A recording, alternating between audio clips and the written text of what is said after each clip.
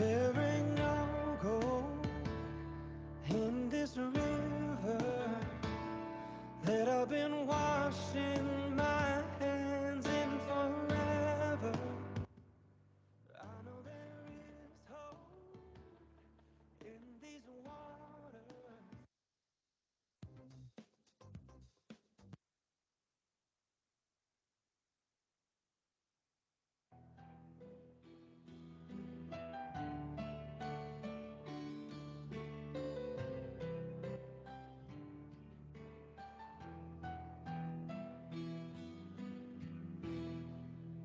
Hasbi Rabbi Jalla ma fi qalbi ghairullah Nur Muhammad sallallahu la ilaha illallah.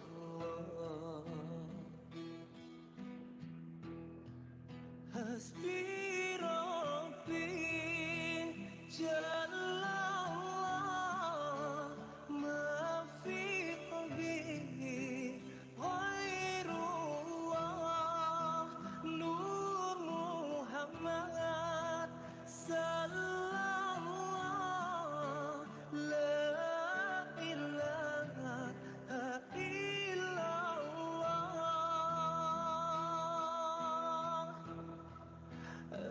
Hasbi Rabbi Jalla ma fi qalbi ghairullah Nur Muhammad sallallahu la ilaha illallah. Hasbi Rabbi Jallallah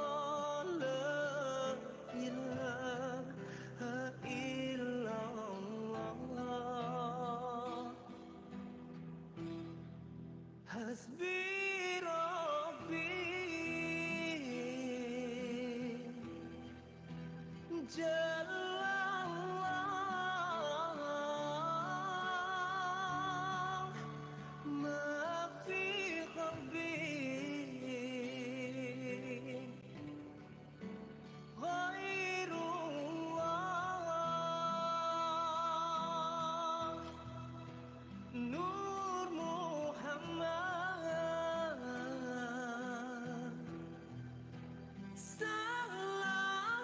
ghairullah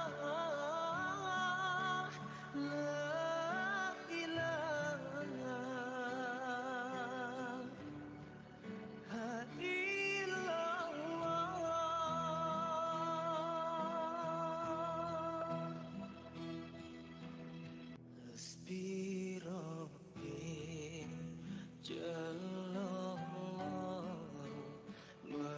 ma fi qalbi ghairullah Nur Muhammad sallallahu la ilaha illallah.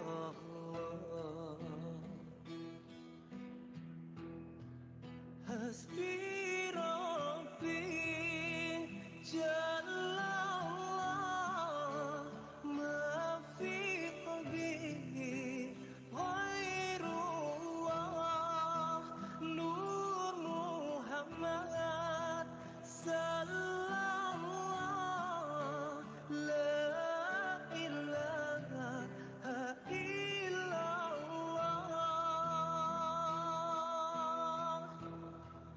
Hasbi Rabbi Jalla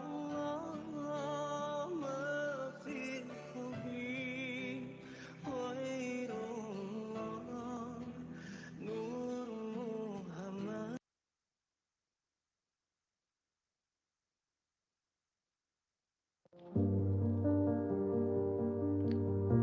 Kini kita berada di bulan Ramadan yang disebut juga dengan Syahrul Sabar, bulan kesabaran. Demikian pada bulan ini kita sebagai umat Islam dilatih untuk bersabar melalui ibadah puasa bagi membina dan melatih kekuatan psikologi. Salah satu ciri utama dunia yang tidak akan pernah hilang ialah masalah.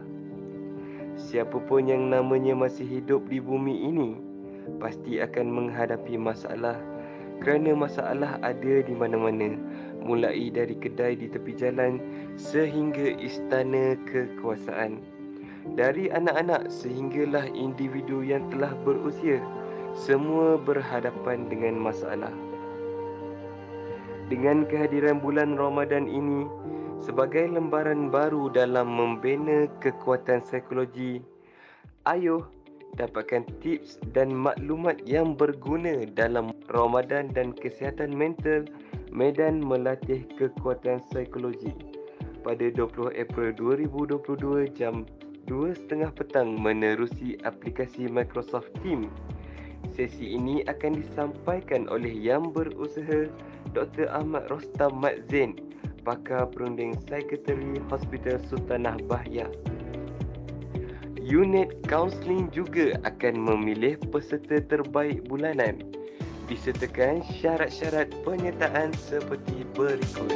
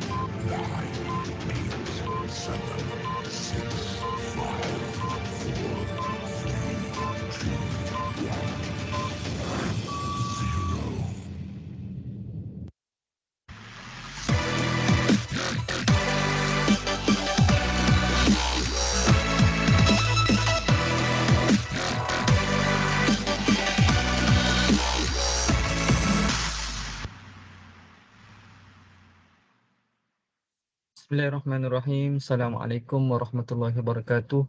Alhamdulillahirabbil alamin wassalatu wassalamu ala asyrafil anbiya'i wal mursalin wa ala alihi wa sahbihi ajma'in. Qala rabbi shrah li sadri wa yassir li amri wahlul 'uqdatam min lisani yafqahu qawli. Rabbi yassir wa la tu'assir ya karim. Banyak baiknya pada petang ini insya-Allah sama-sama kita bukakan majlis ilmu pada petang ini dengan Ummul Furqan Al-Fatihah.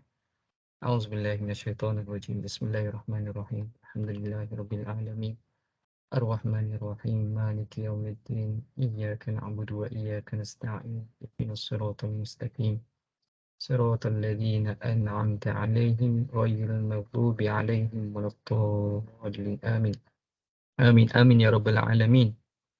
Yang saya kasihi, yang saya hormati barisan pengurusan kanan Lembaga Tabung Haji, barisan pengarah-pengarah wilayah, barisan pengarah-pengarah negeri, pengurus-pengurus cawangan, keluarga tabung haji yang saya kasihi, dan juga tidak dilupakan kepada kaki tangan anak syarikat Lembaga Tabung Haji.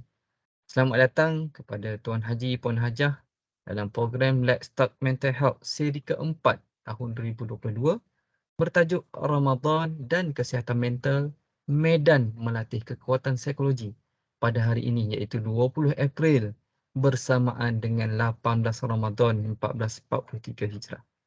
Terlebih dahulu, kami di Unit Kaunseling Cawangan Pembangunan Asasiah mewakili Jabatan Modal Insam merakamkan jutaan terima kasih kepada Tuan Haji Puan Hajah di atas kesudian yang diberikan dalam menyertai program pada hari ini. Alhamdulillah. Terima kasih banyak-banyak Tuan Haji Puan Hajah. Sedar tak sedar, kali ini adalah siri yang keempat dah penganjuran Let's Talk Mental Health pada tahun ini, dan insya-Allah kita akan susuli lagi program yang selanjutnya pada bulan-bulan yang berikutnya insya-Allah. Sama-sama kita doakan.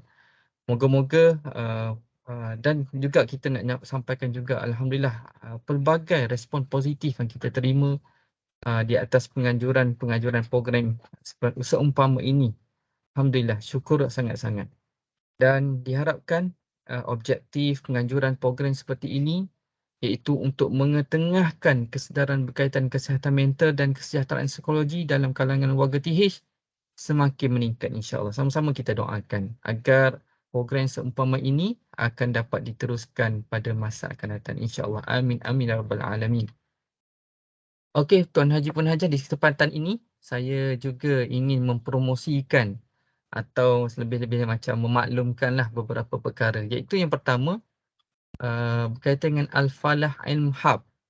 Kami di Jabatan Modal Insan ada menyediakan satu channel YouTube di YouTube, iaitu Al-Falah Ilmu Hub. Itu merupakan salah satu platform Jabatan Modal Insan khas untuk warga TH dan umum.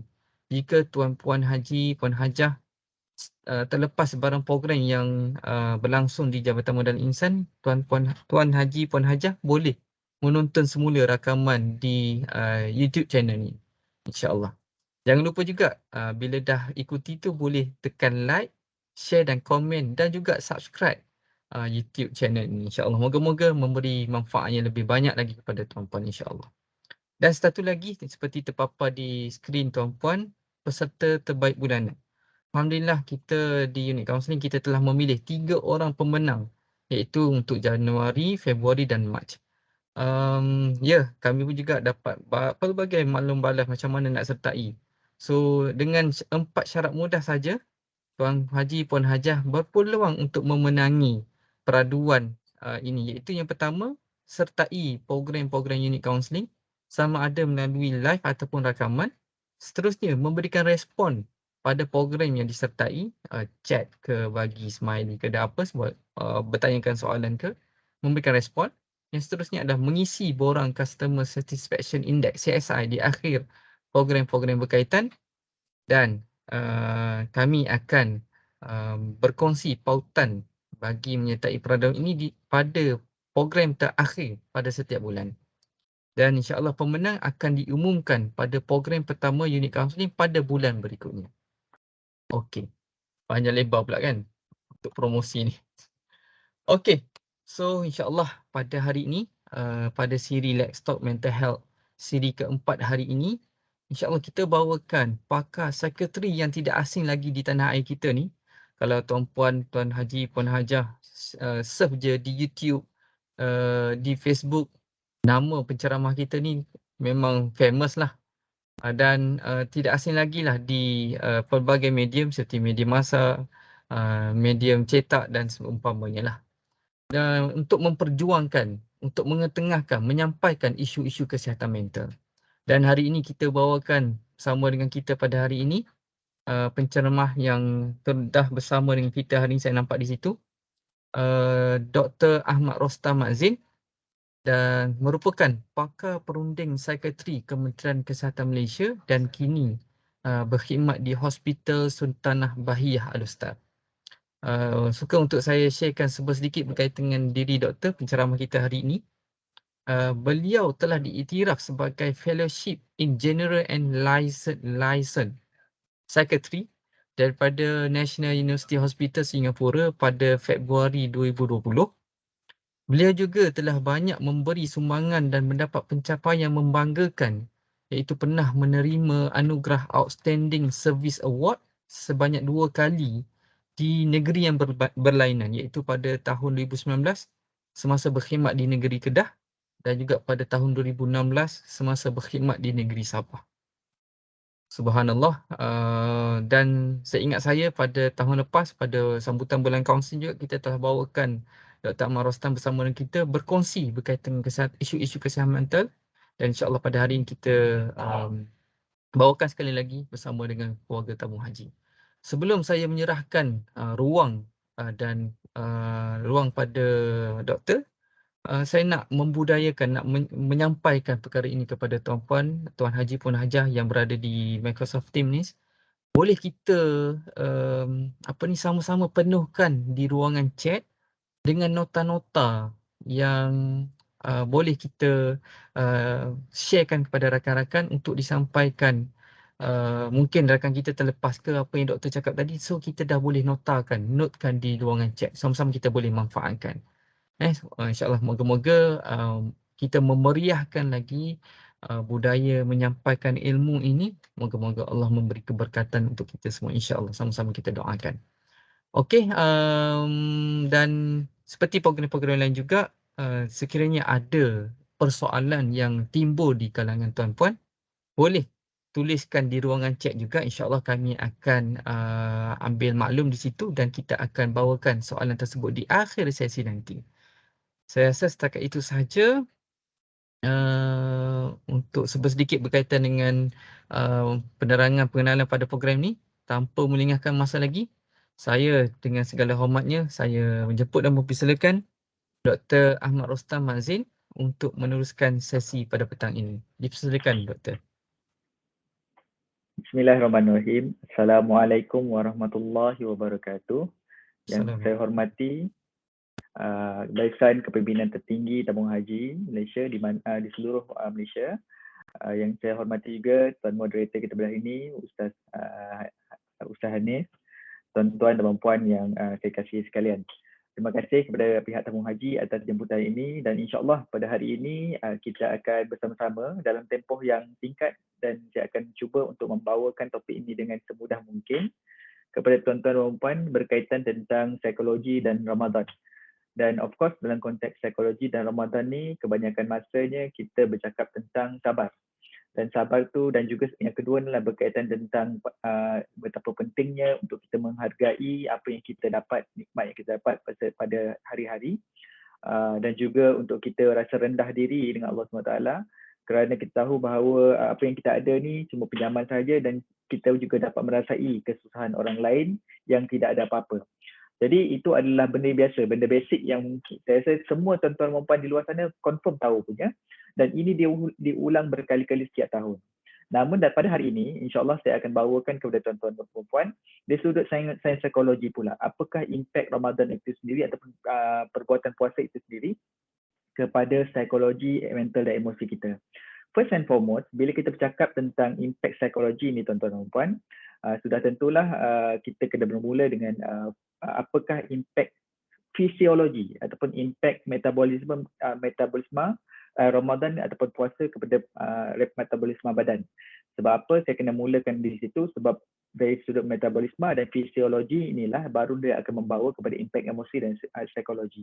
Umumnya tuan-tuan dan puan, bila kita mula berpuasa dengan secara regular ataupun secara tetap, maksudnya kita berpuasa dengan secara berterusan, badan kita akan boleh mengadaptasi dengan fenomena baru ini, ataupun dalam konteks ini puasa ini dalam tempoh 3 hari.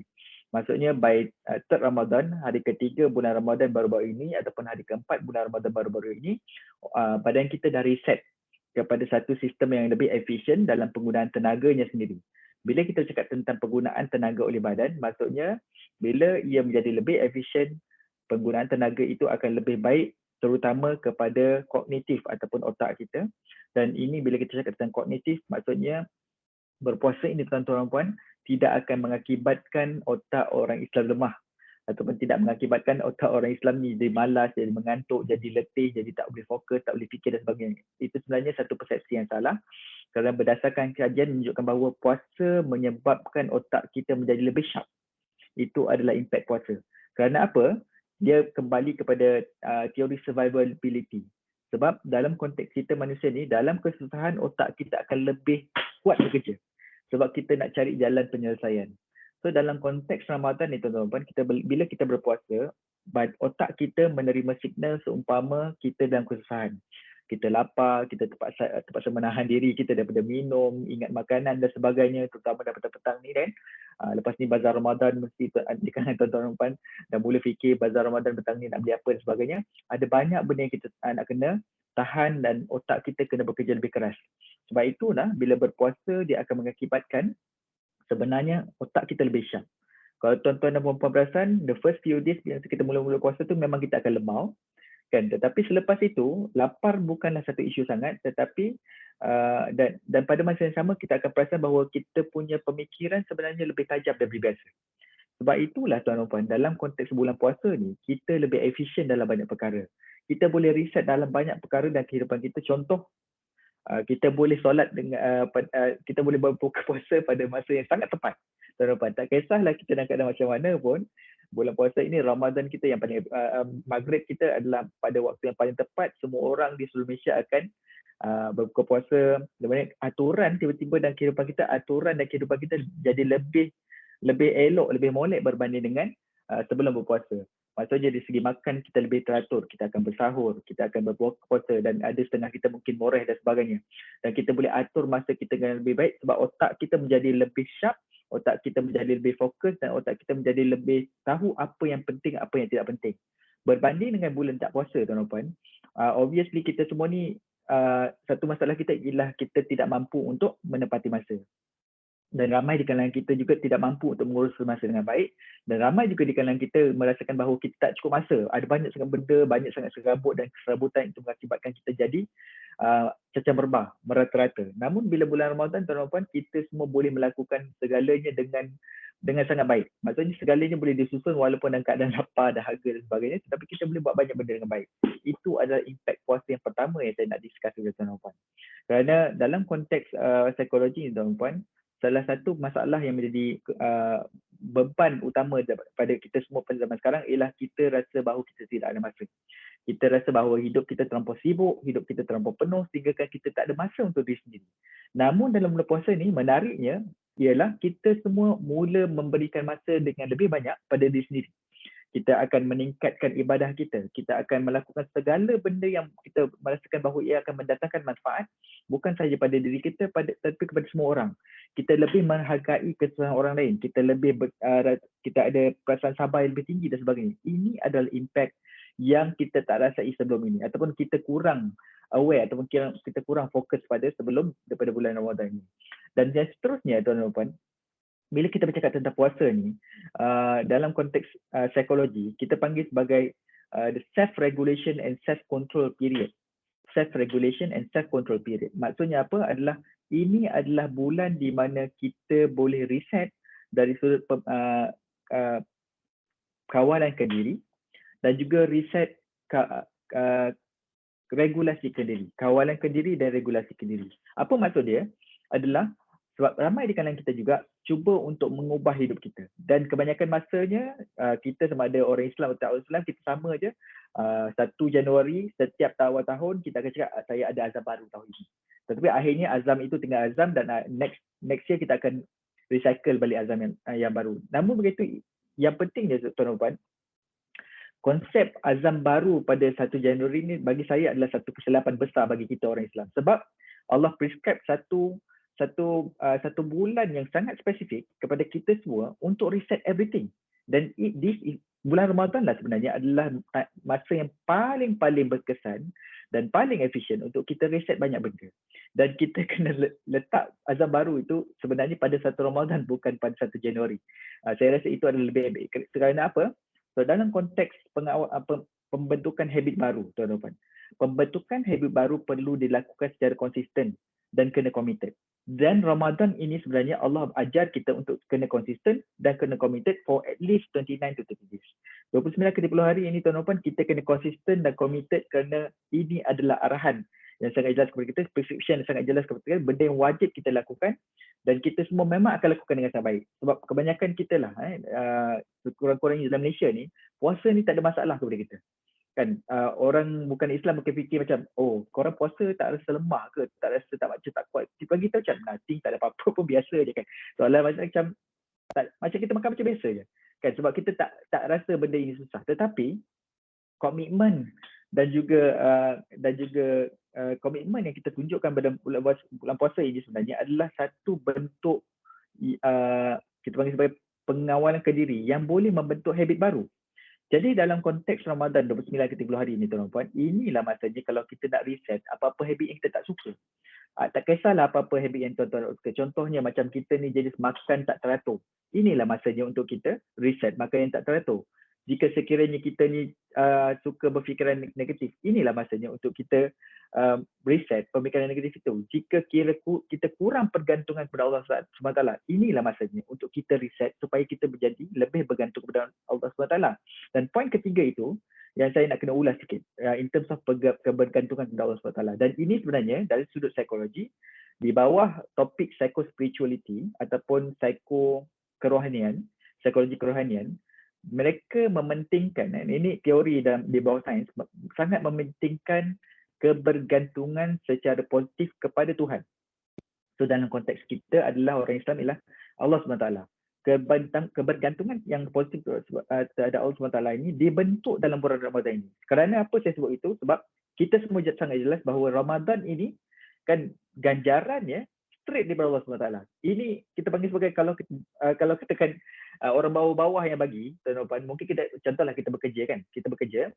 Kalau katakan setakat pegawai kanan yang bagi sesuatu, kita rasa macam biasanya dia tak boleh bagi banyak lah, kan. Kalau katakan syarikat kata 10, dia akan cuma boleh bagi 10 je. Tetapi kalau bos, tuan-tuan, dia akan jadi macam dia tidak ada apa-apa sekatan lah. Dia boleh bagi 100, dia boleh bagi 1000, dia boleh bagi 20,000, 30,000 dan sebagainya. Ini yang Allah janjikan dalam konteks Ramadan ini. Maksudnya ini adalah suatu extra motivation kepada kita semua. Dan sebenarnya ini, dalam konteks ini sebenarnya, dia membantu kita untuk betul-betul meletakkan kebergantungan kita kepada Allah SWT. Sebab apa? Kita tahu bahawa this is something yang beyond normal. Ini adalah sesuatu yang extraordinary dan Allah bagi kita hanya pada bulan ini. Sebab itu motivasi kita pada bulan Ramadan ini jauh lebih baik daripada bulan-bulan lain, sebab kita rasa macam everything is actually multiplied, kan. Segala ibadah yang kita lakukan multiplied. Sebab apa? Dalam konteks psikologi, tuan-tuan, bila kita merasakan bahawa reward tu lebih besar, kita punya motivasi akan lebih kuat, komitmen kita akan lebih tinggi. Dan ini sebenarnya mampu membantu kita membentuk habit-habit yang baik, tuan-tuan. Jadi apa saja yang tuan-tuan buat, please do it now. Kan, sementara kita ada berbaki mungkin 12 ke 13, 12 hari, 11 hari ni, inilah masanya untuk kita betul-betul membentuk habit dan buat hari-hari. Sebab dalam konteks kita di luar bulan Ramadan, tak ada bulan mana sekalipun yang kita boleh buat konsisten ibadah ini sebagaimana yang kita buat sekarang. Dan tidak ada, bagi saya, mungkin bagi ramai kita, tidak ada bulan lain yang kita boleh buat extra in terms of ibadah berbanding dengan bulan Ramadan. Kalau bulan tak Ramadan, mungkin baca Quran pun mungkin kurang. Tapi bulan ini kita boleh double up. Dan mungkin kita boleh habiskan satu juzuk pun. Ataupun berjuzuk satu Quran pun dalam konteks bulan Ramadan ni. Tapi kalau di luar tu tak, kan. So dari sudut itu, tuan-tuan, sebenarnya ada satu lagi konsep psikologi yang saya nak perkenalkan kepada tuan-tuan, iaitu delayed gratification. Delayed gratification ni adalah masalah utama kita zaman sekarang. Sebab kalau tuan-tuan biasa membaca tentang instant gratification yang dihadapi oleh generasi baru, yang mana segala benda nak now, sekarang, tak boleh tangguh, tak boleh tunggu dan sebagainya. Tak ada sabar, kan? Sebab everything is di hujung jari, kan? Semua benda di hujung jari. Tetapi dalam konteks Ramadan ni, tuan-tuan, dia mengajar kita delayed gratification. Maksudnya ialah, bila saya cakap delayed gratification tu, ia membawa maksud bahawa segala benda tu kita kena sabar kerana kita tahu bahawa ada ganjaran yang lebih besar di penghujung benda yang kita sabar tu. Sebagai contoh, dalam konteks berpuasa ini, tuan-tuan, bagaimana dia mengajar kita delayed gratification ialah bila kita bersahur dan kita berpuasa sepanjang hari, tuan-tuan, kita terpaksa bersabar dengan keinginan kita. Dan keinginan kita tu, kan, dia semakin lama semakin kuat menjelang petang. Kan, by the time kita berbuka tu sebenarnya, segala apa yang kita dapat, nikmatnya double, triple dan sebagainya. Even air sejuk kosong je. Kan, itu yang kita panggil sebagai delayed gratification yang kita kena ajar kepada anak-anak kita sebagainya. Sebab apa? Delayed gratification ini akan membantu psikologi kita menghargai apa yang kita terima dalam kehidupan kita. Bukannya sekadar melihat itu sebagai orang putih kata sebagai taking for granted kepada segala benda. Sebagai contoh nowadays, kan, tuan-tuan, kan, seperti yang saya kata, salah satu isu yang dihadapi oleh ramai orang adalah segala benda orang tak ada sabar, orang tak boleh tunggu dan sebagainya. Even tuan-tuan dan puan di tabung haji pun mungkin menghadapi klien-klien yang macam tu, kan. Sebagai contohnya macam bila nama dia dah naik dan sebagainya, ada masalah dan sebagainya. Even kami pun dekat hospital pun menghadapi yang masalah yang sama. Bila kita terpaksa tolak serta calon haji kerana masalah kesihatan, kemarahan itu dan sebagainya, kan. Yang bukan-bukan lah kita panggilkan, sebab macam kami ni macam menghalang mereka daripada melakukan sesuatu yang sangat baik. Obviously, Masalahnya bukan kami yang menghalang, tetapi diri mereka yang tak ada disiplin untuk membantu kesihatan mereka. Itu masalah dia. Tetapi mereka tak nampak masalah tu. Yang nampak ialah tabung haji buat syarat ketat, doktor pun buat perangai teruk, menyebabkan kami tak boleh pergi haji. Itu yang dia nampak. Tetapi dalam konteks delayed gratification ni, kalau mereka sedar, yang pertama yang mereka kena lakukan ialah kawalankan diri. Kalau kita nak menikmati apa yang kita ada, kena ada kawalankan diri, tuan-tuan. Kita kena ada self control, kita kena self regulate. Self regulate tu maksudnya self control dan self regulate ni dalam bulan Ramadan ya, yang paling banyak sekali kita diajar dan paling banyak sekali dia punya ganjaran ni. Sebab everyday tuan-tuan, kalau tuan-tuan buka puasa hari ni, kalau tuan-tuan buka puasa yang kosong pun tak payah beli air cincau ke dan sebagainya. Air kosong tu lah air yang terbaik, air yang paling sedap sekali dalam dunia pada buka puasa tu nanti. Sebab apa? Terutama kalau hari panas gila kan. Panas terik gila-gila punya. Kalau tuan-tuan minum air kosong tu, itu adalah paling nikmat sekali. Bayangkan air kosong yang biasa yang kita kadang-kadang air mineral yang buang-buang tu menjadi air yang paling berharga di hujung puasa kita. Sebab apa? Kerana kita menghargainya, dan itulah kita panggil sebagai delayed gratification. Dan ini sebenarnya kita kena didik anak-anak kita. Di samping kita ajar anak-anak kita berlapar dan sebagainya, kita ajar juga nilai rezeki yang mereka dapat tu. Kan, anak kita seronok berbuka tu kan, macam dia punya kesungguhan berbuka tu, masa tu lah kita nak masuk sikit-sikit, kata inilah nikmatnya kalau kita bersabar, inilah nikmatnya kalau kita tunggu, dan inilah nilainya bila kita sanggup untuk mengambil masa untuk melakukan sesuatu yang boleh mendatangkan kebaikan. That is the next one. Seterusnya, dari sudut psikologi juga, sebenarnya bulan Ramadan ni tuan-tuan mengajar kita satu konsep yang kita panggil sebagai mindfulness konsep. Mindfulness ni ialah konsep keberadaan. Konsep keberadaan tu ialah maksudnya ialah kita kena menghargai apa yang kita ada pada masa ia berlaku. Sebagai contoh, sekarang ini ialah pukul 2.55 petang. Jadi yang penting sekarang bukan pukul 7.30 nanti ataupun pada pukul berapa pun tuan-tuan buka puasa, tetapi sekarang ini ialah 2.55, is not yet 7.30. So tidak perlu fikirkan tentang masa yang akan datang tu. Yang kena fikir sekarang ialah sekarang, what can be done. Dan tuan-tuan dan puan, sebenarnya tuan-tuan dan puan sekarang bersama dengan saya. Itu yang penting. Tak payah nak fikir benda lain. Dan mindfulness ialah salah satu cara untuk kita kontrol diri daripada kita risau tentang benda-benda yang bukan-bukan. Benda yang sebelum, yang telah terjadi, maupun benda yang akan datang. Dan bulan puasa ini mengakibatkan kita perlukan diri kita sentiasa aware dengan apa yang kita lakukan every time, every day dan sebagainya pada setiap masa. Dan pada bulan Ramadan inilah juga kita kena ada banyak kita perlu menanamkan banyak konsep keberadaan, sebab kita nak menikmati ibadah kita. Tanpa, kalau dalam konsep kita tuan-tuan, mungkin dia punya istilah adalah kekhusyukan. Kekhusyukan ni is not about focus. Kekhusyukan tu ialah tentang keberadaan, menikmati apa yang kita lakukan, menikmati puasa kita, menikmati berbuka kita, menikmati sahur kita, menikmati tarawih kita, menikmati tilawah kita dan sebagainya, zikir kita sebagainya, menikmati dan berada dalam konsep ibadah, itu sebenarnya ialah mindfulness. Dan ini sebenarnya tuan-tuan adalah salah satu benda yang kami ajar kepada pesakit kami. Sebab apa? Kita ni tuan-tuan, bila kita bermasalah, otak kita entah ke mana-mana. Masalah tu satu, tetapi otak kita bercambah mengakibatkan masalah tu jadi 1,000, 20,000 dan sebagainya. Sampai kita tak tahu apa dekat mana nak mula dan sebagainya. Banyak klien-klien ataupun pesakit-pesakit yang saya jumpa, mereka tak tahu dekat mana nak mula, mereka tak tahu apa masalah mereka, mereka kata masalah mereka banyak. Bila kita suruh terangkan selepas sejam 2 jam, rupanya masalah satu. Tetapi kerana keserabutan itulah mengakibatkan tidak fokus. Tapi dalam bulan Ramadan ini, kita diajar untuk mindful, dan kita kena khusyuk, dan kita kena fokus dengan segala benda yang kita buat. Dan kita kena bagi 100% kepada benda yang kita buat.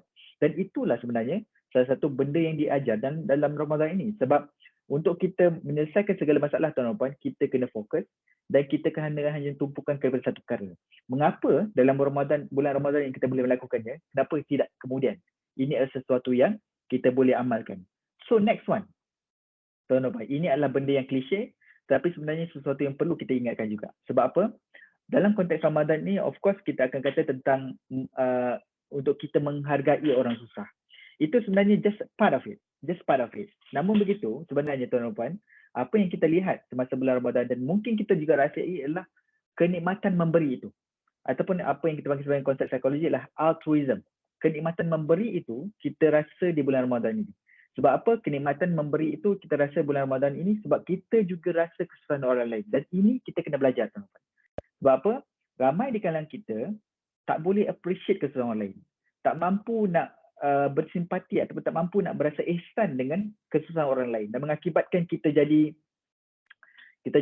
cincai ataupun kita tak kisah dengan apa yang orang lalui. Namun bila kita rasa susah walaupun sedikit, tuan-tuan, kita boleh lebih menghargai apa yang kita lepaskan daripada tangan kita. Sedekah kita, kan, bila kita berkongsi berbuka puasa dan sebagainya, bila kita membayar zakat dan sebagainya, walaupun zakat itu satu benda yang wajib bagi kita, tapi bila kita boleh bayar zakat, tuan-tuan, apa rasa dia? Kan, dan tuan-tuan yang dah bayar zakat kan, apa rasa bila kita bagi duit kepada amil zakat tu, masa kita bayar zakat tu, seronok tak?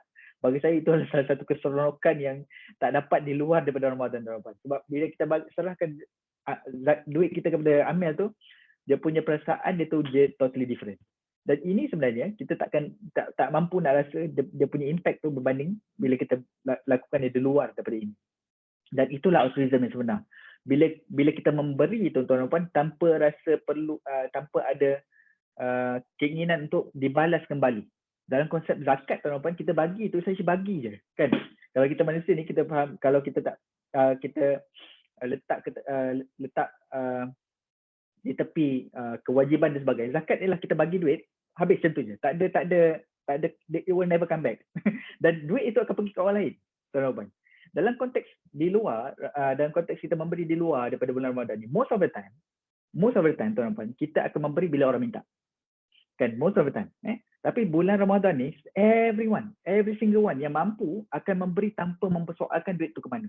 Of course, memang ada persoalan, zakat ni, lembaga zakat buat apa dengan aku? Itu cerita lain, itu cerita lepas Ramadan tu. Tetapi bulan Ramadan ni, masa kita bagi, kita tak ada rasa macam paranoid ke dan sebagainya. Kita akan bagi kat mana kita ada. Kalau korang kat Melaka lah, ni 9 lah, Kedah lah.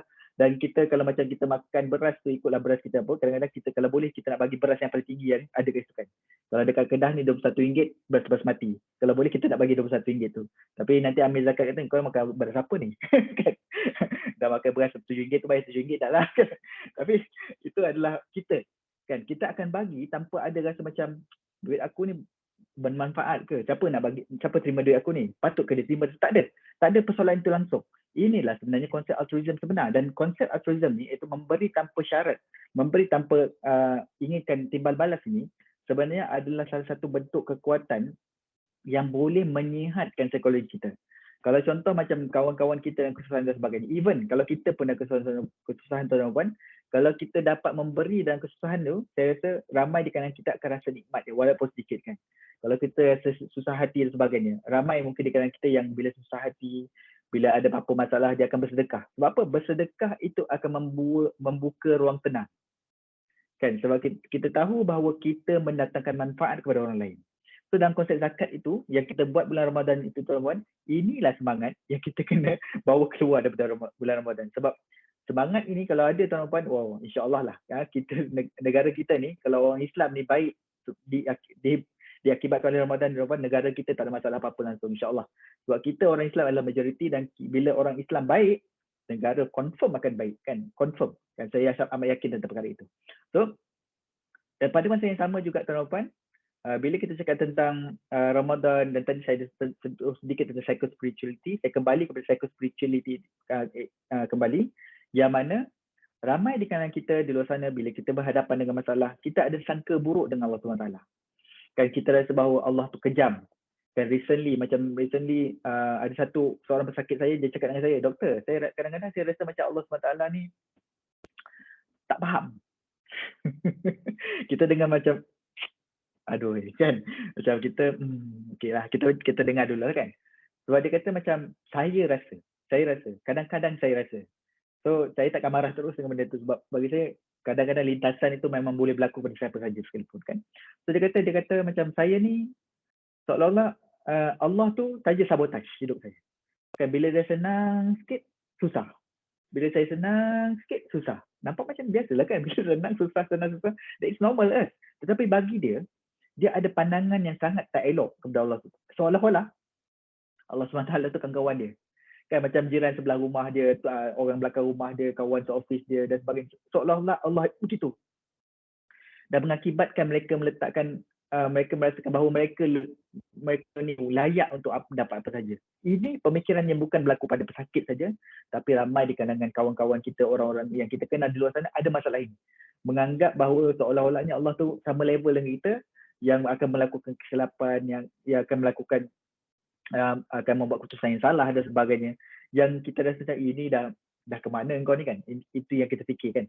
So dalam konteks Ramadan tu kan, bila kita cakap tentang kita panggil sebagai sangkaan kita kepada Tuhan, ada kajian sains yang sangat menarik berkaitan dengannya. Kajian ini menunjukkan bahawa bila kita sangka buruk dengan Tuhan kita, dalam konteks ini Allah SWT, bila kita bersangka buruk dengan Allah SWT, segala sangkaan buruk itu akan jadi. Ini macam agama kita ada konsep ni kan. So dan bila kita bersangka baik, segala benda yang baik itu akan berlaku juga. Dan dalam konteks penyakit tuan-tuan, bila kita merasakan bahawa contoh, saya bagi contoh yang very simple. Bila seseorang itu mengalami penyakit, ni kajian yang dilakukan kepada mereka yang mengalami kanser, terminal kanser. Maksudnya mereka-mereka yang mengalami penyakit kanser tahap 4. Maksudnya bila dah tahap 4 tu, lebih kepada kita akan lakukan rawatan paliatif. Rawatan paliatif tu maksudnya ialah rawatan-rawatan yang membolehkan mereka boleh meneruskan kehidupan mereka yang bersisa itu dengan selesa. So mereka tengok grup ni dan mereka mendapati bahawa ada dua jenis manusia dalam konteks orang yang terminal kanser, orang-orang yang mengalami penyakit kronik. Yang pertama ialah mereka beranggapan bahawa Tuhan kejam, Tuhan mendeda mereka dan Tuhan menghukum mereka. Itu adalah golongan pertama. Yang kedua ialah mereka merasakan bahawa Tuhan itu amat baik kerana Tuhan itu memberi isyarat bahawa mereka tidak lama lagi akan mati, maka mereka akan ada masa untuk bertaubat. Dua grup. So grup pertama ni, mereka katakan bahawa orang-orang yang mempunyai sangkaan buruk kepada Tuhan mereka. Dan grup kedua ni adalah orang-orang yang mempunyai sangkaan baik kepada Tuhan mereka. Grup pertama ni tuan-tuan, mereka mendapati bahawa grup pertama ini cepat mati. Lebih cepat mati dibanding grup yang kedua yang ada sangkaan baik kepada Allah SWT, kepada Tuhan tu. Dan yang kedua adalah mereka ini mengalami lebih banyak komplikasi daripada penyakit mereka berbanding dengan grup pertama yang ada sangka baik kepada Tuhan. Ini mereka lakukan kepada orang yang agama macam-macam. Dan kalau di barat tu macam-macam lah, Kristian dan sebagainya. Dan mereka mendapati keputusan ini konsisten. Maksudnya dengan hanya bersangka baik kepada Tuhan kita, sebab kita tahu bahawa Allah SWT is the ultimate power. Dia mempunyai kuasa secara total, kuasa mutlak. Dan bila kita ada kebergantungan itu kepada Allah SWT, obviously, dan harapan tu, walaupun tinggal 1%, dia akan tetap ada harapan. Berbanding dengan jika sekiranya kita ada harapan kepada manusia. Sebab kita tahu macam contoh, bila pesakit datang jumpa saya sebagai doktor dan kata macam, doktor boleh confirm ke yang saya ni 100% sihat kan? Dan kebanyakan dan itu pun dengan soalan itu pun kita dah tahu bahawa dia ada skeptical. Dia tak yakin dengan saya. Dan obviously memang saya pun tak ada keyakinan pada diri saya sebab bukan saya yang menyembuhkan, Allah SWT yang sembuhkan kan. Dan skeptical ni kata-kata, walaupun dengan skeptik itu kan, berdasarkan kajian, bila seseorang pesakit datang dengan perasaan skeptik ataupun kurang yakin dengan rawatan, dia akan mengakibatkan rawatan itu akan gagal. As simple as that. So bayangkan dalam konsep yang manusia dengan manusia pun impactnya begitu, bayangkan dengan Tuhan pun sama juga. Begitulah. Maksudnya bila kita ada sangka baik, insya-Allah ada jalan keluar. Tak semestinya jalan keluar yang kita mahu itu sebagaimana yang kita mahukan, tetapi pasti yang terbaik yang kita dapat. Okay. So seterusnya adalah bila kita bercakap tentang puasa ni tuan-tuan, pada masa yang sama juga ramai di kalangan kita ada masalah emosi. Emosi kita mudah terganggu dan sebagainya, yang kita panggil sebagai emotional dysregulation, iaitu masalah dalam pengawalan emosi. Namun salah satu sebab mengapa adanya masalah pengawalan emosi adalah kerana kehidupan kita tidak bersisir. Yang pertama adalah kerana kita tak jaga makan dengan elok. Yang kedua adalah kerana kita tidak jaga tidur dengan elok. Yang ketiga adalah kerana kita tidak bersenam. Yang keempat adalah kita banyak makan benda-benda tak elok dan juga mungkin menyalahgunakan dadah dan sebagainya. Dan yang kelima adalah kita tak menjaga kesihatan fizikal kita ataupun jasmani kita.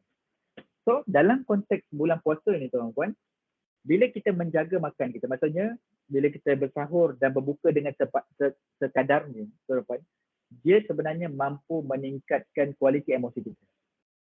Dan bahkan kajian menunjukkan bahawa dengan berpuasa, dia mampu mengurangkan impact depression. Dia bukan menghilangkan penyakit kemurungan, jangan salah faham. Ini bukan ubatnya, bukan ubat yang total kepada penyakit kemurungan, tetapi dia boleh mengurangkan impact emosi negatif. Dan kajian menunjukkan bahawa dengan bila kita berpuasa, tuan-tuan, gula kita akan distabilkan oleh sistem fisiologi kita dan sistem fisiologi kita ni akan menggunakan sumber-sumber tenaga yang lain. Contohnya ketone dan sebagainya, lemak kita, otot kita sebagainya untuk sumber tenaga. Dan penggunaan bahan-bahan ini sebenarnya mampu meningkatkan kefungsian certain neurotransmitter. Ini adalah bahan-bahan kimia dalam otak kita, yang mana bahan-bahan kimia ini adalah sangat penting untuk perasaan gembira, perasaan seronok dan sebagainya. Jadi dalam konteks berpuasa ini, tuan-tuan, dia sebenarnya mampu mengurangkan impact emosi negatif. Bukan menghilangkan, tidak. Kalau kita ada masalah, of course kita akan rasa sedih, risau dan sebagainya, of course akan ada, tetapi impactnya kurang berbanding jika kita tidak berpuasa. Dan sebenarnya, sebab itulah, tuan-tuan, kalau kita perasan kan bulan Ramadan ni, tuan-tuan, kita makin hari makin rasa macam seronok, nak seronok dan sebagainya, nak happy. Rasa macam ada something is right, is happening kan. Kalau kita berpuasa elok lah dan berbuka dan bersahur dengan baik, jaga makan kita elok, kita akan rasa macam by the end of Ramadan ni, macam contoh second half of Ramadan ni, kita rasa macam, aku rasa macam tenang sikit lah kan. Tak tahulah, ini pengalaman saya lah. Kita rasa macam lebih in control, kita rasa lebih fokus, kita tak kurang rasa serabut sebagainya. Sebab apa? Otak kita sekarang ni dah train dah. For the past 2 weeks, otak kita dah train dengan sistem pengawalan fisiologi yang berbeza berbanding dengan kita tak puasa. Sebab itulah, kalau macam contoh lah kan, kalau kita ada masalah lah, katakanlah di luar bulan Ramadan pun, contoh macam kita terlampau risau dan sebagainya, makan pun tak lalu, kan, contoh makan tak lalu kan, tidur pun tak nyenyak. Why not kita puasa juga? Puasa macam kita puasa bulan Ramadan ni, insyaAllah dia akan membantu juga. Ini jangan kata Dr. Rostan suruh puasa untuk hilangkan kemurungan, tak. Ini adalah salah satu ikhtiar yang kita boleh berlakukan untuk membantu regulasikan emosi kita. InsyaAllah. So itu adalah perkara yang seterusnya yang kita boleh lakukan. So saya dah sebut tentang delayed gratification, saya dah sebut tentang reset habit dan sebagainya. Seterusnya, tuan-tuan, bulan puasa juga dikatakan mampu untuk meningkatkan proses kita panggil sebagai kita panggil sebagai apoptosis. Apoptosis ni adalah satu sistem dalam badan kita yang mana badan kita akan membunuh ataupun akan dia panggil autophagy ni, maksudnya badan kita ada certain sel dalam badan kita akan makan sel-sel yang rosak. Okey, dia akan makan sel-sel yang rosak dan sel-sel baru akan tumbuh apabila sel rosak ni dibuang, dimakan oleh badan kita sendiri. Dan dalam konteks neurologi, semasa puasa, semasa kita berpuasa, tuan-tuan, otak kita akan menjalankan satu aktiviti pembersihan dan pembinaan jalan baru. So, bila otak kita melakukan pembersihan, maksudnya dia akan kita panggil sebagai makan segala sel-sel yang dah rosak dalam otak kita dan akan menghasilkan jalan-jalan baru dalam otak kita, dan ini sebenarnya akan mengurangkan risiko kita mendapat penyakit demensia ataupun kenyanyukan pada hari tua nanti. Bukannya absolut, bukannya maksudnya kalau kita puasa ni insyaAllah tak ada demensia, mungkin juga, tetapi risiko mendapat demensia ataupun kenyanyukan akan berkurang sebab kita berpuasa, tuan-tuan. Sebab itulah kalau di dunia barat, dia ada satu konsep yang dipanggil sebagai intermittent fasting. Intermittent fasting tu maksudnya dia akan ambil tempoh dan setiap minggu tu ada 2 hari yang dia akan fasting. Dia akan berpuasa antara 14 ke 16 jam. Orang Islam kita dapat sebulan. Kan? Wajib buat. Kan? Kenapa tak nak buat? Dan of course dalam Islam juga ada je sunat-sunat kita berpuasa Isnin, Khamis dan sebagainya. Dan itu memang ada dalam Islam pun. Tapi di barat mereka panggil sebagai intermittent fasting. Yang mana intermittent fasting ni dikatakan mampu untuk mengurangkan risiko kenyanyukan, yang pertama. Yang kedua adalah dia membantu meningkatkan keupayaan memori, yang kedua. Dan yang ketiga, dia mampu meningkatkan keupayaan kita untuk belajar benda baru. So, 3 benda ni sangat penting. Kan, memori, menguatkan memori, mengurangkan risiko demensia atau kepenyakan dan meningkatkan keupayaan kita untuk belajar benda baru. Dan yang keempat adalah untuk dia juga membantu kita meningkatkan concentration. Sebab apa? Gula dalam badan kita tuan-tuan, dia stabil sepanjang hari. Dan sebab apa kita tak makan, jadi tidak ada kejutan-kejutan dalam konsep metabolisme badan kita. Yang tidak ada kejutan tu maksudnya adalah lain saya okey ke Ustaz? Okey Okey. Saya risau kat sini hujan lebat sikit. So badan kita tidak ada kejutan gula tuan-tuan. Sebab kita cuma bersahur dan berbuka saja. Yang akan terkejut ni lepas berbuka nanti sebab kita ada masalah sikit nak mengawal diri kita bila berbuka ni kan, makan banyak dan sebagainya kan. Lepas tu makan manis dan sebagainya. Dan kadang-kadang kita agak melampau bila makan pada waktu berbuka kan dan moreh dan sebagainya. Tapi sepanjang hari pada ketika kita berpuasa tu gula kita stabil. Kita takkan ada hypoglycemia tuan-tuan ataupun masalah kekurangan gula, kecuali lah kita ada masalah penyakit kronik, contohnya diabetes ke ataupun contohnya masalah buah pinggang dan sebagainya. Of course kita ada risiko untuk masalah-masalah begitu. Tetapi kita ni tidak akan mengalami masalah hypoglycemia. Nah, bila gula kita stabil sepanjang hari, dia meningkatkan kita punya kecekapan sel-sel kita untuk bekerja. Sel-sel kita, sel otak kita, sel badan kita. Dan pada masa yang sama juga, kita punya tenaga tidak ditumpukan di perut. Kalau kita makan pada waktu biasa tuan-tuan, mungkin kita makan 4-5 kali sehari, segala tenaga itu dan segala tenaga itu ditumpukan di perut untuk metabolisme. Tetapi bulan puasa, kita rehat daripada menyempuhkan tenaga kita pada metabolisme dan tenaga kita boleh digunakan secara efisien kepada tempat-tempat lain. Jantung kita, hati kita dan juga otak kita. So itu tuan-tuan adalah benda-benda yang kita boleh dapat semasa bulan Ramadan ini. Reset diri kita yang tu yang paling penting sekali, dan bagi saya itu adalah benda yang kita boleh buat every year dan sebagainya. Next one yang saya nak tekankan juga ialah di samping kita nak obviously kita semua nak mengajar anak-anak kita untuk berpuasa juga. Namun begitu berhati-hati bila kita nak mendidik anak-anak kita berpuasa, sebab salah satu perkara yang disebut berkaitan dengan psikologi ialah tidak sepatutnya ada paksaan. Kerana paksaan akan mengakibatkan adanya pertentangan.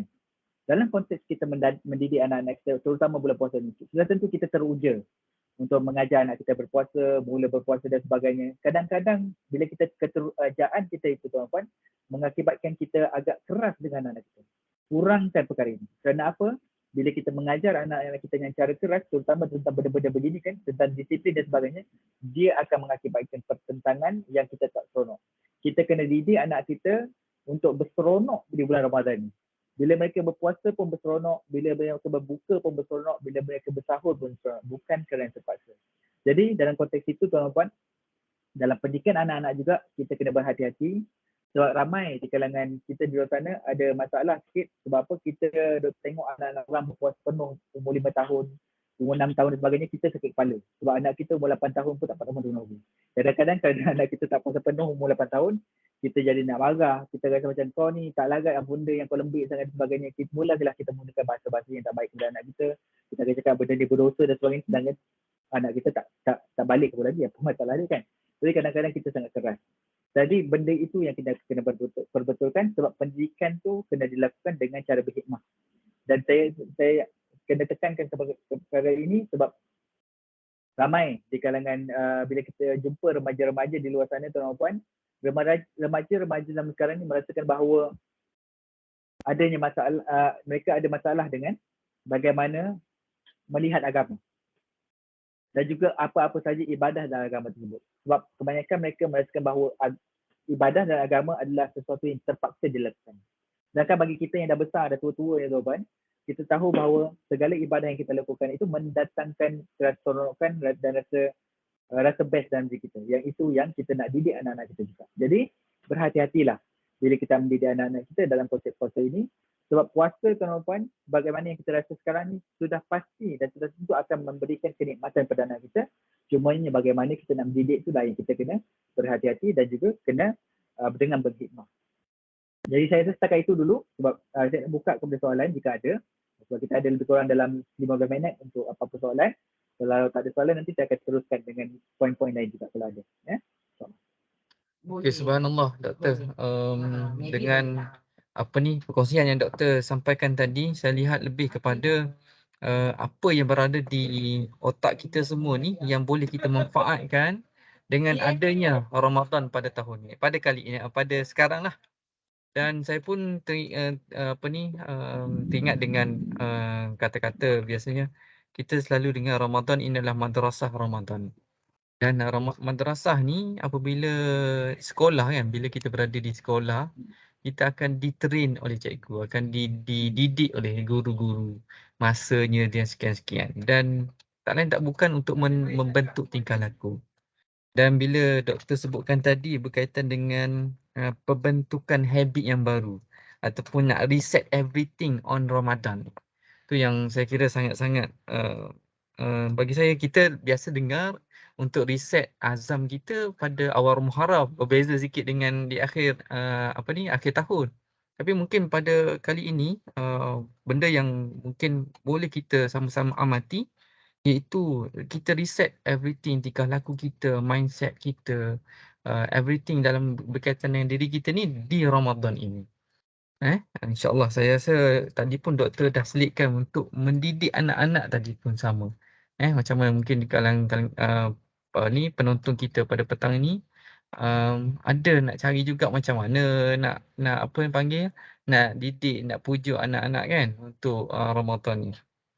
Okey, dan pada penonton yang nak bertanyakan soalan boleh raise hand terlebih dahulu.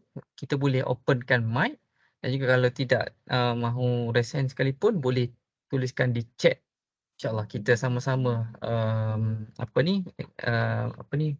raikan soalan-soalan. Dan kita tengok di ruangan chat ni, Alhamdulillah doktor, Puan Sazlina, Tuan Haji Safi'i banyak berkongsi input-input yang telah dipelajari oleh daripada doktor sampaikan tadi. Moga-moga tuan-puan yang baru saja bersama dengan kita pada petang ni boleh lihat balik konten-konten yang telah di-sharekan di ruangan chat. Okey doktor, saya rasa belum ada soalan lagi. Saya serahkan kembali pada doktor untuk mungkin secara khulasah lah untuk sesi pada petang ni. Okey, baik. Seterusnya tuan puan, sementara kalau ada apa-apa soalan ni boleh tanya terus. Sebab memang kita sekarang ni time untuk soalan lah. So apa yang dari sudut psikologi juga, salah satu masalah yang kita hadapi bila kita ada isu-isu psikologi, isu-isu kesihatan mental dan sebagainya adalah gangguan tidur. Dan gangguan tidur ni sebenarnya sesuatu yang mengakibatkan, dia ada impact yang kita panggil sebagai vicious cycle kepada kehidupan kita, kepada emosi kita dan psikologi kita. Dan kebanyakan orang yang ada masalah kesihatan mental, majoriti mereka akan juga ada masalah tidur. Namun begitu, berdasarkan kajian menunjukkan bahawa puasa ini tuan-puan mampu untuk regulasikan tidur kita juga. Maksudnya dengan berpuasa ini, dengan cara pemakanan kita pada bulan puasa ini, dia akan membantu kita untuk mendapat kualiti tidur yang lebih baik. Obviously, prescription yang kita ada pada bulan Ramadan very simple. Dimulakan pada hari kita dengan sahur yang ringkas, kemudian kita akan berpuasa sepanjang hari dan ibadah-ibadah wajib yang kita laksanakan dan juga sunat yang kita laksanakan. Kemudian kita berbuka, setelah berbuka kita ada ibadah wajib dan kemudian ibadah sunat lagi dan sebagainya. Dan sebenarnya bila kita ada jadual yang penuh ni tuan-tuan puan, sebenarnya dia akan mendatangkan kepuasan. Bila datangnya kepuasan pada diri kita, dia akan membantu kualiti tidur kita juga. Dan bila kita mempunyai kualiti tidur yang baik, insya-Allah masalah-masalah mental dan emosi kita akan lebih mudah dikawal dan lebih mudah untuk kita reset for the next day dan sebagainya. Kemudian soalan daripada Puan Sazlina tu, adakah ganjaran yang diberi kepada anak-anak selepas berjaya berpuasa sesuatu yang sihat atau digalakkan? Okey, soalan itu sangat penting. Yang pertama sekali tuan-tuan, bila kita bercakap tentang anak-anak ni, saya rasa kita merujuk pada anak-anak yang panggil sebagai sebelum remaja lah. Anak-anak kecil kita umur mungkin preschool ataupun sekolah rendah dan sebagainya. Sudah tentu dalam konsep pendidikan anak-anak ni, kita kena didik anak-anak tu dan peringkat pertama dan kedua ni, yang peringkat pertama of course dengan penuh kasih sayang, everything macam kita try untuk beri dan sebagainya. Yang kedua lebih kepada kita fun. Fun ni termasuklah reward-reward yang kita beri. Reward-reward tu yang paling penting tuan-tuan adalah reward tu mestilah sesuatu yang doable. Maksudnya memang kita mampu untuk memberi. Jangan kita janjikan sesuatu yang beyond kemampuan kita. Itu sangat penting. Sebab kita nak mendidik anak-anak kita dalam ruang lingkup keupayaan kita. Bukan kita nak didik anak-anak kita dengan ruang lingkup keupayaan orang lain. Contohnya macam kita tengok Insta ke Facebook sebagainya, anak puasa sebulan bagi RM1,000 ke sebagainya, jangan buat macam tu. Sebab anak kita kena dididik dalam suasana ataupun environment yang mereka hidup. Bukan berdasarkan environment dan suasana orang lain. So, kalau kita nak bagi reward, tuan-tuan, berilah reward yang berkadaran dengan apa kemampuan kita. Sebab apa saya kena sebut itu? Kerana ramai di kalangan kita. Ramai di kalangan kita janji reward tapi tak ada reward. Contohlah kita kata, okay, kalau adik puasa sebulan penuh, satu hari puasa ayah bagi RM10. Ni cerita lah RM10, lepas tu at the end of bulan Ramadan, tiba-tiba anak itu puasa penuh lah pula. 30 hari. Kemudian dah fikir 300 Allah. Kan? Bila kita fikir 300 Allah tu, lepas tu mulalah kita, adik ayah bagi RM50 dulu nanti ayah bagi lagi. Itu adalah salah satu bencana kepada pendidikan anak-anak. Sebab apa? Untuk anak-anak konsisten, untuk anak-anak berdisiplin dan untuk anak-anak mencipta habit yang baik yang kita mahukan, mestilah digandingkan dengan komitmen yang betul dari ibu bapa. Tanpa komitmen yang betul dari ibu bapa, dia akan merosakkan apa yang kita cuba lakukan. Nanti dia akan kata ayah tipu je. The next time dia takkan buat benda yang sama. Dan dia punya konsep adalah dia akan membentuk pula satu idea bahawa orang dewasa tak boleh dipercayai. Kan? Mak ayah kalau cakap apa tak boleh percaya. Kan? Ni cakap mulut je, nanti tak apa-apa dan sebagainya. Dan ini akan merosakkan perkembangan dan kebesaran kognitif anak-anak dan emosi anak-anak. Itu yang kita kena hati-hati. Dan reward ni tuan-tuan, yang kedua adalah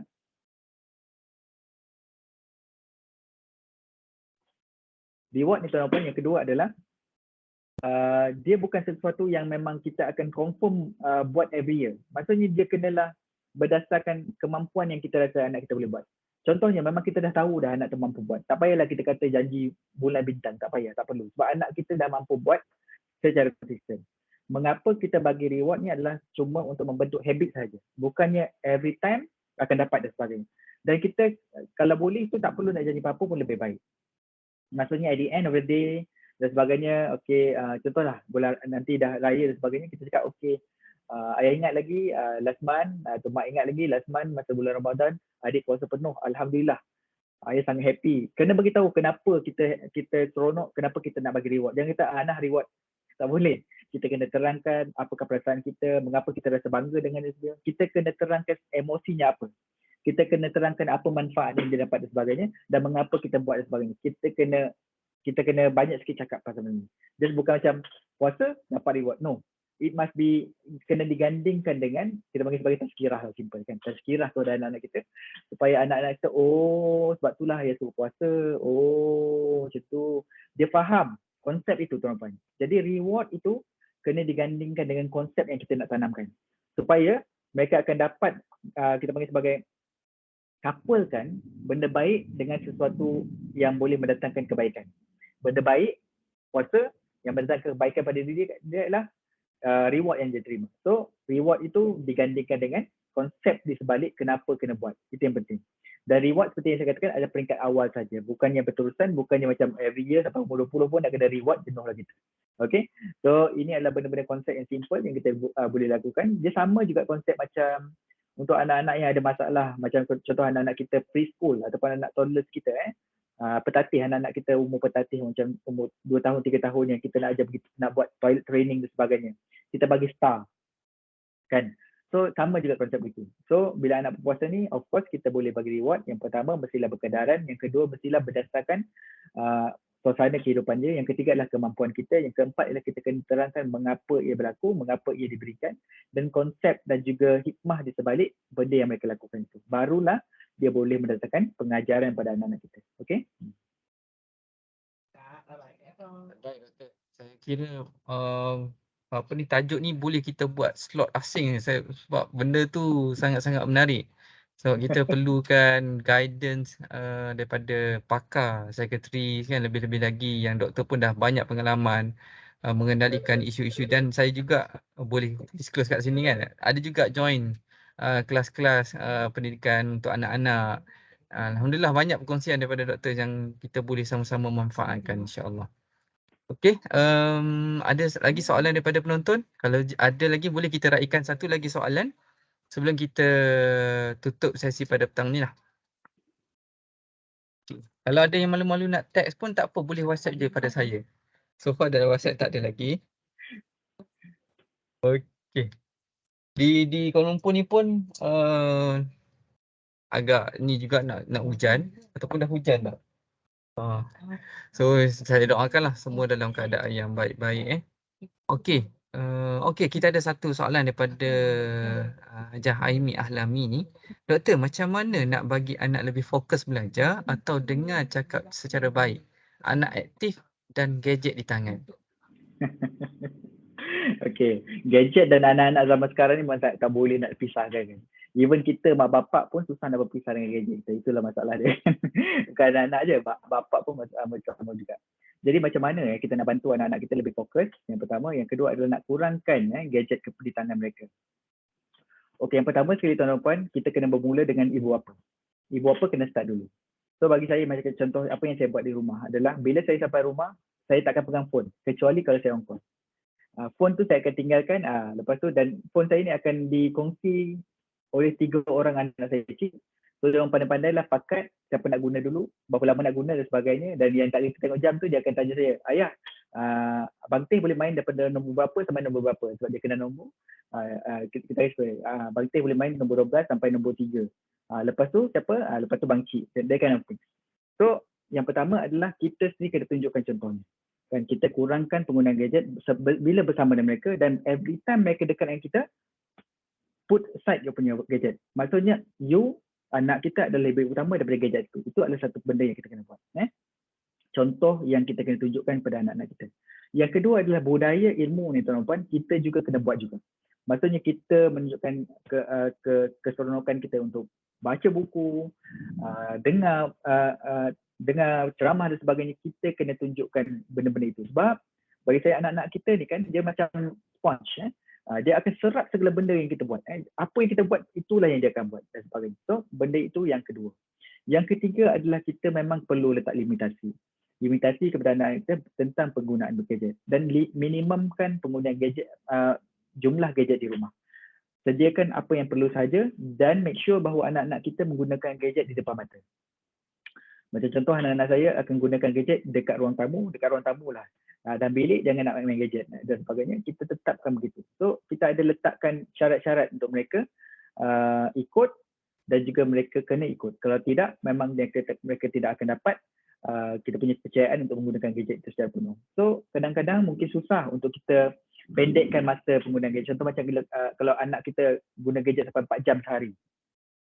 Kalau doktor kata kalau kita kata you tak boleh guna gadget langsung, very difficult. Kita panggil sebagai kurangkan sedikit demi sedikit. Kalau contohnya daripada 2 jam, kurangkan 15 minit dulu, jangan kurangkan sejam. Kurangkan 15 minit. Kemudian selepas minggu 2 minggu, kurangkan lagi setengah jam. Sebab apa? Kerja macam itu kerana gadget ataupun internet ataupun gaming ni, dia boleh juga menimbulkan masalah ketagihan tingkah laku. Ketagihan tingkah laku ni tuan-tuan tidak boleh dihilangkan dengan cara kita tarik terus benda tu. Bila kita tarik terus benda tu, dia akan mengakibatkan masalah emosi pula. Dia akan jadi marah, dia akan jadi tantrum, dia akan jadi masalah macam-macam. Jadi bila kita bercakap tentang ketagihan tingkah laku ni, kita kena kurangkan penggunaannya sedikit demi sedikit, target kita bagi. So daripada mungkin 2 jam kepada sejam setengah, kepada sejam 15 minit, kepada sejam dan seterusnya, sehinggalah pada tahap yang kita rasa sesuai ataupun berkadaran dengan anak-anak kita. Kalau zaman dalam 5-6 tahun lepas, recommendation of course untuk anak 2 tahun, no gadgets at all. Kalau kurang daripada 5 tahun, 4 jam dengan ibu bapa, tuan-tuan, bukan main seorang-seorang. Dan must be educational. Kalau lebih daripada itu, ada limit dia tetapi masih dengan ibu bapa. Jadi, bila anak-anak kita main gadget, engage dengan anak-anak tersebut. Bagi dia bersama dengan kita, bukan dengan gadget semata-mata. So, walaupun dekat bagaimana sekalipun, kita kena cuba untuk engage anak kita supaya mereka sentiasa ada masa untuk bercakap dengan kita. Kalau anak kita dah biasa, insyaAllah tuan-tuan, susah, mungkin peringkat awal susah kalau kita tak biasa buat.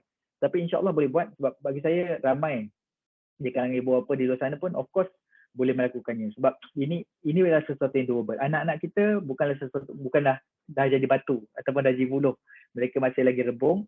InsyaAllah kita boleh bentuk pelan-pelan dan mereka akan berubah pelan-pelan insyaAllah. Mulakan dengan diri kita dulu. Try untuk minimumkan penggunaan gadget bila kita berada di rumah. Saya rasa itu adalah salah satu pendidikan tidak langsung yang sangat penting kepada anak-anak kita. Anak-anak kita sebenarnya belajar dari kita kebanyakan masanya bukan berdasarkan kita punya letteran, tetapi apa yang kita tunjukkan.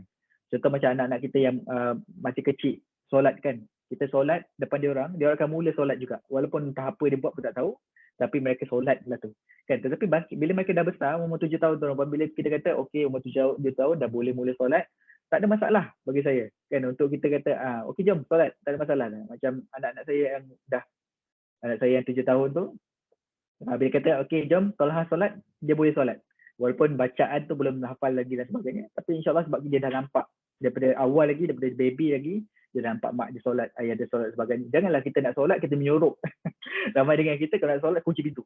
Kan, anak tak pernah nampak pun kita solat kan. Biar bagi dia orang nampak kita beribadah tu. Sebab benda-benda baik ni nak kena tunjuk kat dia orang tu. Ni kadang-kadang kita bertengkar nak tunjukkan anak, tapi bersolat kita duduk dalam bilik nyorok seorang-seorang. It's not good. So tunjukkan contoh yang baik, insyaAllah anak kita akan tukar pelan-pelan. Ya doktor, mungkin kita boleh raikan satu soalan lagi terakhir doktor di ruangan chat ni daripada Encik Syukri, pembentukan peribadi anak yang baik adakah boleh dibentuk dalam tempoh yang singkat? Apakah cara yang terbaik? Okey. Pembentukan peribadi anak tu bagaimana kita tahu kan, even start okey. Kita nak memilih pasangan dah terlepas kan, kita semua dah kahwin kan. Tapi sebenarnya pilihan anak-anak tu memang bermula daripada masa mereka dalam perut. Kemudian sebab sebenarnya dalam kajian psikologi sebenarnya, impact psikologi ibu bapa semasa anak dalam perut sebenarnya akan dizahirkan bila anak itu lahir. Sebagai contohnya, jika sekiranya dalam keadaan mereka dalam kandungan tu mak ayah berperang dan sebagainya, anak itu akan keluar jadi difficult baby. Anak itu akan mudah tantrum dan sebagainya. Itu dah peringkat awal dah. Seterusnya adalah pendidikan anak tu bermula di situ. Yang kedua adalah pendidikan anak bermula dengan contoh-contoh yang kita tunjukkan seperti yang saya sebutkan tadi. Yang ketiga, dia adalah satu proses yang berpanjangan tuan-tuan. Daripada zaman kita dapat dia sehinggalah kita lepas di rumah, itulah proses pendidikan yang berterusan dan tidak ada konsep mana kita kena macam dia kena macam step ataupun serta-merta kena berubah. Tak. Everything mestilah dalam konteks transition. Sebab anak-anak ni tuan-puan, ini cerita panjang lah pula nanti. Tapi anak-anak ni dalam proses untuk membentuk psikologi dia. Ada peringkat-peringkat psikologi yang berlaku pada anak kita dan setiap peringkat tu ada dia punya cara dia. Ada cara untuk kita approach anak-anak tersebut. Dan dengan cara yang kita approach berdasarkan umur tu, insyaAllah anak-anak kita akan boleh dididik dengan mudah. Janganlah masalah kita sekarang kita suka membanding itu isu kan. Sebab kita nampak anak orang lain, dah hafiz dan sebagainya kan. Kita pening kepala, anak aku baca Iqra' pun tak lepas lagi, anak orang tu dah baca Quran. Peninglah kita. Itu yang kita nak marah dan sebagainya kan. No. Based on suasana, environment kita, keupayaan anak-anak kita. InsyaAllah kita akan lebih tenang dalam mendidik anak-anak kita. So, salah satu perkara yang penting bila kita nak membentuk anak-anak ialah ibu bapa kena tenang. Ibu bapa kena sabar, ibu bapa kena kita panggil sebagai dalam mood yang bagus, bukan dalam mood yang berkerut 24 jam. Anak bukan ikut, anak akan takut. Anak tak ikut, anak akan takut. Belakang kita confirm dia tak ikut. Itulah masalah kita. Subhanallah. Saya kira Tuan Syukri pun dah buat thumbs up tu. Boleh sama-sama praktik nanti insya-Allah. Saya kira benda tajuk yang pendidikan kanak-kanak pendidikan anak-anak ni mungkin kita boleh extendkan lagi pada sesi yang khusus untuk berkaitan ni. Saya rasa benda ni sangat menarik. Kita tengok lagi jemputan-jemputan yang lain. Saya rasa boleh kita sama-sama pelumatkan.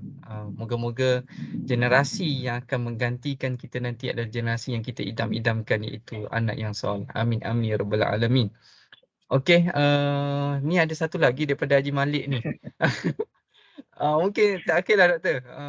Yelah kita tahu ada hadis yang mengatakan dua kegembiraan semasa berbuka puasa tu kan. Kepada orang yang berpuasa tu. Macam mana kita nak relatekan dalam untuk kestabilan emosi seseorang? Okey, baik. Dalam kehidupan kita sekarang ni tuan-tuan puan, ramai di kalangan kita ada banyak isu stres, isu pelbagai masalah yang kita hadapi dalam kehidupan kita. Ada banyak benda yang mengganggu kehidupan kita seharian, duitnya, rumah tangganya, perhubungan kawan kita dan sebagainya, macam-macam benda yang memeningkan kepada kita setiap hari. Namun begitu tuan-tuan dan puan, dalam bulan Ramadan ni, bila kita masuk je bulan Ramadan tuan-tuan dan puan, kita punya fokus kebanyakan kita adalah very simple. Every day aku kena puasa, every day aku kena buat something yang wajib, yang sunat sebagainya, sebab aku mengharapkan sesuatu yang lebih besar daripada apa yang ada di sekeliling aku. Kat sini lah macam ada orang kata bulan puasa ni kena buat banyak, kena bagi sedekah lagi banyak sebab dia punya pahala dia macam-macam. Kenapa yang mendatangkan ketenangan tuan-tuan puan? Sebab apa? Sebab bila kita berpuasa ni kita fokus, mindful kepada apa yang kita lakukan sekarang. Apa yang kita lakukan sekarang, dan bila kita dalam puasa, macam saya katakan tadi, bila kita makin lama kita berpuasa dalam tempoh 2 minggu 3 minggu ni, kita dah sendiri akan rasakan bahawa kita makin rasa tenang, rasa senang dan sebagainya.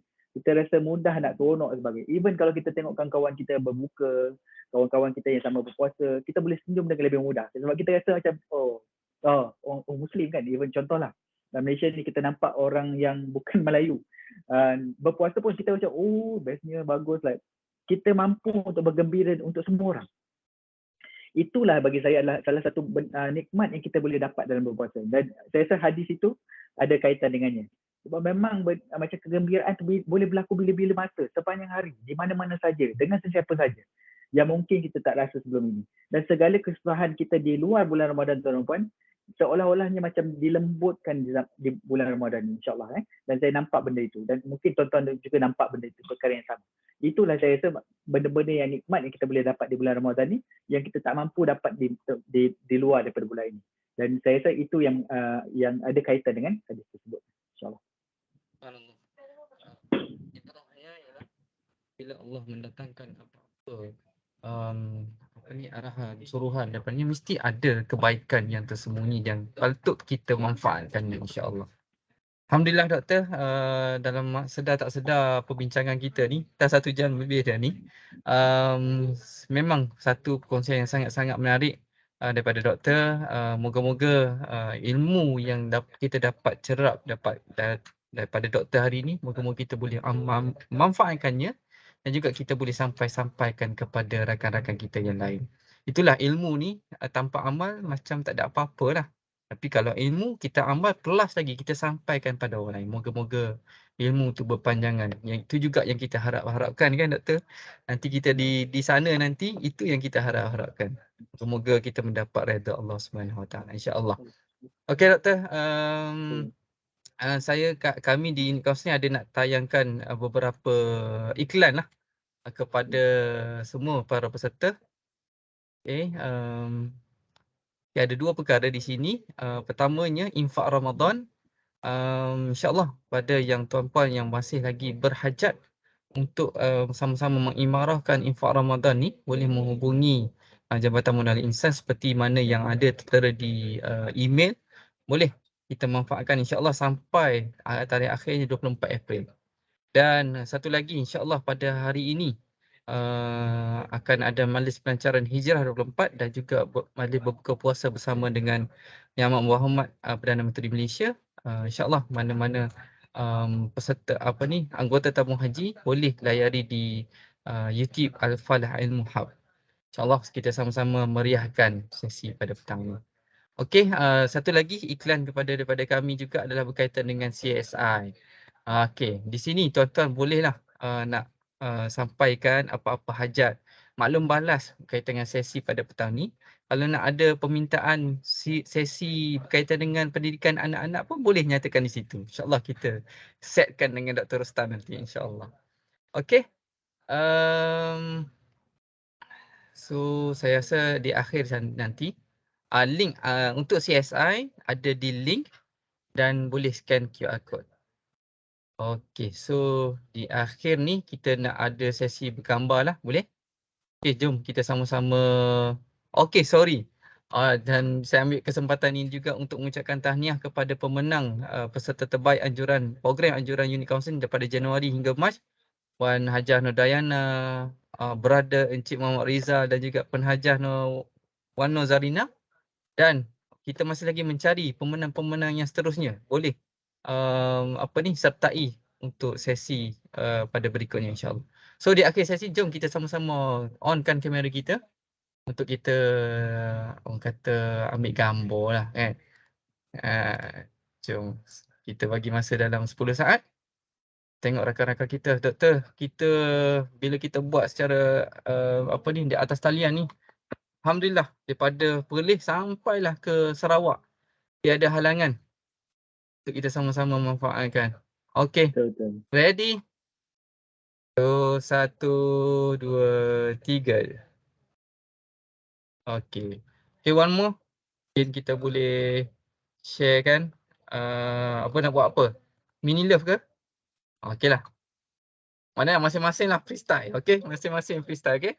Okey, ready. 1, 2, 3. Okey, terbaik. Terima kasih semua. Okey, kami di unit kaunseling Jabatan Modal Insan mengucapkan ribuan terima kasih kepada semua para penonton, keluarga tabung haji dan juga anak syarikat tabung haji, dan tidak lupa juga pada Dr. Ahmad Rostam. InsyaAllah ilmu yang kita sama-sama belajar ini kita manfaatkan insyaAllah. So di akhir kata terima kasih dan insyaAllah kita akan berjumpa lagi pada sesi yang akan datang. Wabillahi taufiq wal hidayah. Wassalamualaikum warahmatullahi wabarakatuh. InsyaAllah jumpa lagi. Assalamualaikum.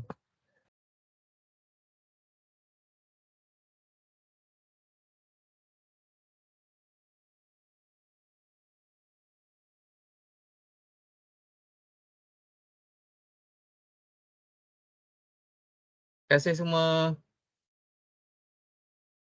Terima kasih doktor. InsyaAllah jumpa lagi doktor. Okey, baik. Jumpa lagi insyaAllah. Bye. Assalamualaikum. Waalaikumsalam warahmatullahi wabarakatuh.